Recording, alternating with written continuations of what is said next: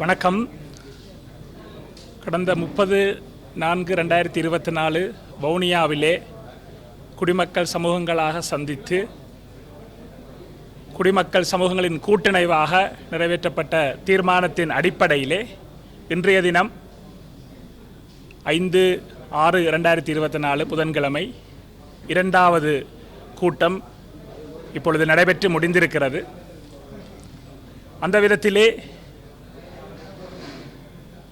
குடிமக்கள் சமூகங்களின் கூட்டிணைவு என்ற கூட்டிணைவானது இன்றைய தினம் தமிழ் மக்கள் பொதுச்சபையாக பரிணமித்திருக்கிறது.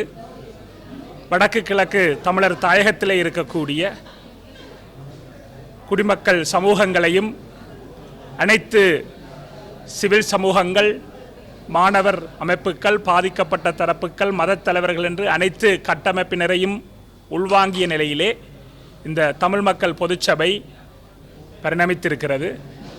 இதனுடைய ஒரு முதல் கட்ட முயற்சியாக எதிர்வரும் ஜனாதிபதி தேர்தலிலே தமிழ் பொது வேட்பாளரை நிறுத்துதல் என்ற விடயம் தொடர்பாக இன்று சில கட்டமைப்புகள் இங்கே உருவாக்கப்பட்டு அந்த பணி தொடர்ந்து முன்னெடுக்கப்படுகிறது.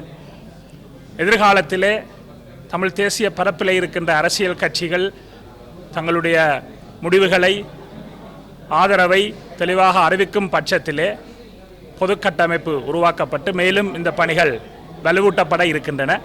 அந்த விதத்திலே எங்களுடைய உறவுகள் வடக்கு கிழக்கிலே இருக்கக்கூடிய பொதுமக்கள் அமைப்புகள், சிவில் சமூகங்கள், மாணவர் அமைப்புகள், இளையோர் அமைப்புகள் என்று எங்களுடைய தமிழ் தேசியத்தின் பால் இருக்கக்கூடிய அனைத்து அமைப்புகளுக்கும் நாங்கள் அறைகூவல் விடுக்கின்றோம்.